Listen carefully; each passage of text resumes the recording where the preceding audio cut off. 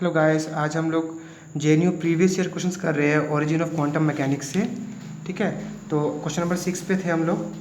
तो question number 6 देखते हैं। 6 कह रहा है कि the monochromatic point source of light is placed at a distance of 0.2 metre. मतलब कि हमें डिस्टेंस दिया हुआ है 0.2 मीटर, मतलब कि मोनोक्रोमेटिक सोर्स जो है वो फोटो सेल से 0.2 मीटर जो है दूर है।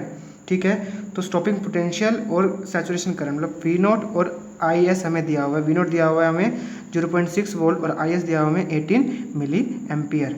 ठीक है, इस तरीके से कह रहा है अगर हम डिस्टेंस को चेंज कर दें, शिफ्ट कर दें 0.6 मीटर से, तो वी नॉट और आई एस कितना होगा, मतलब स्टॉपिंग पोटेंशियल और सैचुरेशन करंट कितना होगा, ये हमें फाइंड आउट करना है। चलिए इसको फाइंड करते हैं। सबसे पहले देखते हैं कि स्टॉपिंग पोटेंशियल जो है किस किस पे डिपेंड करता है। तो स्टॉपिंग पोटेंशियल जो है, अगर मतलब कि लाइट की फ्रीक्वेंसी बहुत ज़्यादा है, ठीक है, बहुत ज़्यादा है, तो उसकी एनर्जी बहुत ज़्यादा होगी, E is equal to H nu से। और अगर एनर्जी ज़्यादा है फोटॉन्स की काफ़ी ज़्यादा है, तो उसका स्टॉपिंग पोटेंशियल भी बहुत ज़्यादा होगा। ठीक है, तो मतलब कि फ्रीक्वेंसी ज़्यादा तो स्टॉपिंग पोटेंशियल, मतलब फ्रीक्वेंसी पर डिपेंड करता है स्टॉपिंग पोटेंशियल। ठीक है, दैट मीन्स व्हाट, फ्रीक्वेंसी बढ़ाएंगे तो स्टॉपिंग पोटेंशियल भी बढ़ेगा। लेकिन देखिए यहाँ पे मोनोक्रोमेटिक पॉइंट सोर्स बोला हुआ है और वो उसने मोनोक्रोमेटिक सोर्स को चेंज नहीं किया है, मतलब वेवलेंथ यहाँ पर सेम है। और अगर वेवलेंथ सेम है तो हम कह सकते हैं इजली कि फ्रीक्वेंसी भी सेम है तो उसकी एनर्जी भी सेम है, तो वी नोट भी सेम रहेगा। मतलब कि स्टॉपिंग पोटेंशियल तो चेंज नहीं होगा 0.6 वोल्ट, क्योंकि वेवलेंथ यहाँ पे फिक्स है। ठीक है, फ्रीक्वेंसी फिक्स है यहाँ पर, इसीलिए यहाँ पर स्टॉपिंग पोटेंशियल भी फिक्स रहेगा। लेकिन अगर अब बात करें हम इंटेंसिटी की, तो इंटेंसिटी वेरी करती है, क्योंकि इंटेंसिटी डिपेंड करती है नंबर ऑफ फोटो इलेक्ट्रॉन्स पर। ठीक है, तो नंबर ऑफ फोटो इलेक्ट्रॉन्स पे अगर वो डिपेंड करती है तो, और वो डिस्टेंस पे भी डिपेंड करती है इंटेंसिटी। ठीक है, मैं इसको कंपेयर कर रहा हूँ सैचुरेशन करंट को इंटेंसिटी से, क्योंकि सैचुरेशन करंट और इंटेंसिटी में रिलेशन होता है। ठीक है, जितनी ज़्यादा इंटेंसिटी होगी उतना ज़्यादा सैचुरेशन करंट होगा, मतलब जितने ज़्यादा फोटो इलेक्ट्रॉन्स होंगे, ठीक है, जो एक एरिया से पर यूनिट टाइम से पास करेंगे, ठीक है, उतनी ज़्यादा उनका सैचुरेशन करंट भी हमें मिलेगा। एक ग्राफ इस तरीके से होता था ना, ऐसे करके।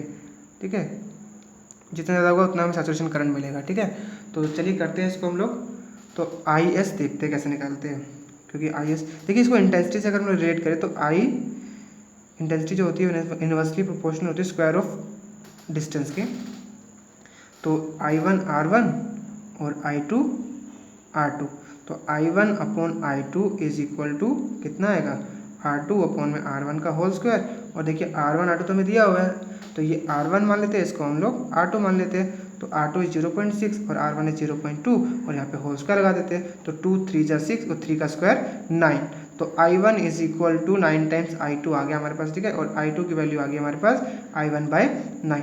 अगर ये हमारे पास इंटेंसिटी है तो करंट का रिलेशन भी सेम इसी तरीके से होगा।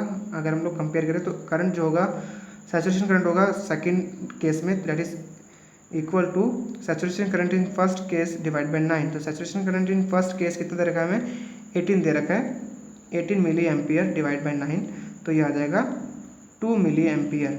ठीक है, ये आ गई हमारे पास IS2 की वैल्यू। ठीक है, तो इसका ऑप्शन हो जाएगा C। ठीक है, आगे बढ़ते हैं हम लोग, क्वेश्चन नंबर 7 देखते हैं।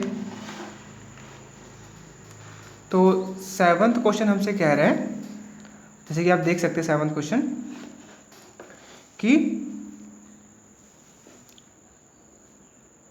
एक ग्राफ दिया हुआ है हम लोगों के यहाँ पर, और ये ग्राफ जो है इंटेंसिटी और फ्रीक्वेंसी ग्राफ है। अब इस ग्राफ में वो ये कह रहा है कि जो टेम्परेचर है वो डबल कर दिया गया है। ठीक है, तो कह रहा है फ्रीक्वेंसी में क्या चेंज आएगा या फिर इंटेंसिटी में क्या चेंज आएगा, उसी को हम लोगों को यहाँ पर समझना है। तो ऐसा करते हैं, यहाँ पर देखते हैं हम लोग वेन्स डायग्राम से।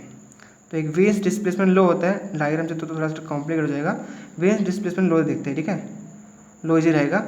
ठीक है, लो क्या कहता है, lambda T is equal to constant. ठीक है, अब हमें कुछ भी करके ना यहाँ पे फ्रीक्वेंसी लानी है, क्योंकि देखिए यहाँ पे फ्रीक्वेंसी भी के लिए पूछ रहे हैं। तो हम सब जानते हैं भाई न्यू होता है C/लैम्डा, तो लैम्डा होगा यहाँ पर C/न्यू, तो लैम्डा की जगह पुट करूँगा C/न्यू, T is equal to constant. और सी की जो वैल्यू होती है भाई स्पीड ऑफ लाइट है भाई, ये भी तो कॉन्स्टेंट होगी, तो टी अपॉन में nu is equal to constant. ठीक है, तो T is in proportional to nu आ गया, मतलब कि टेम्परेचर बढ़ेगा तो फ्रीक्वेंसी बढ़ेगी, और टेम्परेचर दुगना हो गया तो फ्रीक्वेंसी भी दुगनी हो जाएगी। तो देखिए बी और डी हो सकता है। देखिए इसमें फ्रीक्वेंसी जो है दुगनी हो रही है। अब देखते हैं इंटेंसिटी, तो इंटेंसिटी जो होती है वो डायरेक्टली प्रोपोर्शनल होती है 4th पावर ऑफ टेम्परेचर के, क्योंकि ये स्टीफेंस बोल्ट्जमैन लॉ से आती है। रिलेशन, ठीक है, इंटेंसिटी और टेम्परेचर का। तो इससे हम लोग क्या रिलेट कर सकते हैं कि I1, इससे हमें I2 निकालना, तो I2 अपॉन में I1 is equal to T2 upon में T1 का होल स्क्वायर। तो I2 अपॉन में I1 is equal to T2, temperature T2 दुगना हो गया, किससे, T1 से हो गया, उसने बोला ना 2T हो गया, मतलब जो टेम्परेचर पहले था उससे दुगना हो गया, तो पहले टेम्परेचर T1 था, अब वो 2T1 हो गया। तो ये तो कितना आ जाएगा, ये 4 आ जाएगा ना इधर, तो 2 की पावर 4 16, मतलब I2 जो है वो 16 टाइम्स जो है वो बढ़ जाएगा, मतलब कि उसका ऑप्शन हो जाएगा डी इज़ करेक्ट। आगे बढ़ते हैं हम लोग, देखते हैं क्वेश्चन नंबर 8 इज JNU 2012 का क्वेश्चन है, ठीक है। और ये क्वेश्चन क्या कह रहा है देखते हैं एक बार। क्वेश्चन कह रहा है हमें the maximum theoretical accuracy delta E to which an ideal experiment में determine the level of hydrogen atom. Means इसको हम लोग कैसे डिस्कस करते हैं देखते हैं।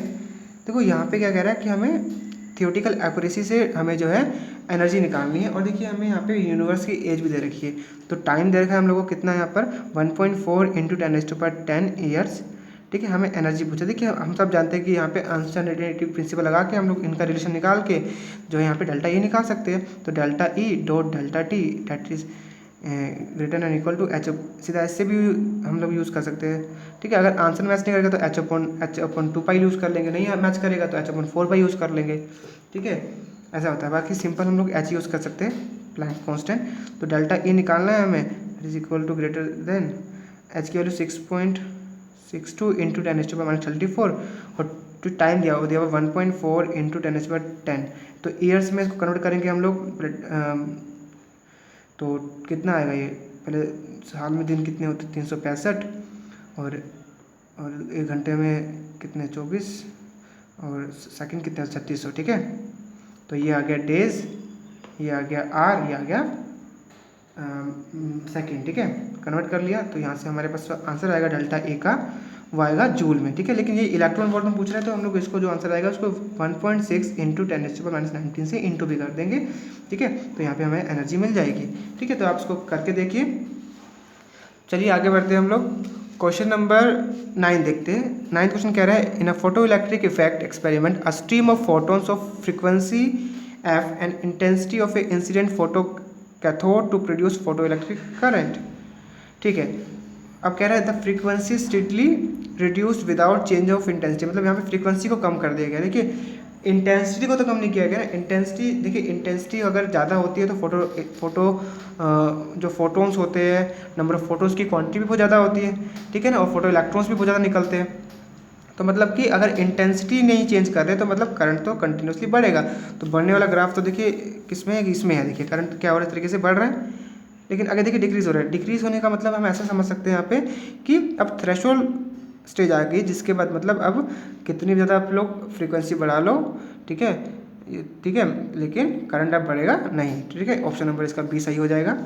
10th देखते हैं एक बार हम लोग। 10th कह रहा है एक face velocity v of a surface waves in a pool of water of depth h and, ठीक है। हमें एक रिलेशन दिया हुआ है फेस वेलोसिटी का v² is equal to g upon में k 10 हाइपरबोलिक kh, ठीक है।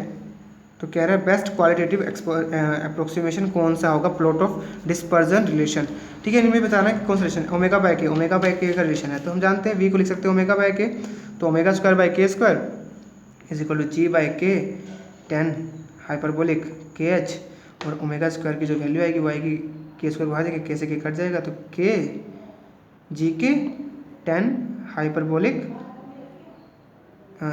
अगर इस एच को मान लो 1 मान ले तो सिंपल लैंग्वेज में के बोल सकते हैं, ठीक है। ये हमारे पास एक रिलेशन है, ठीक है।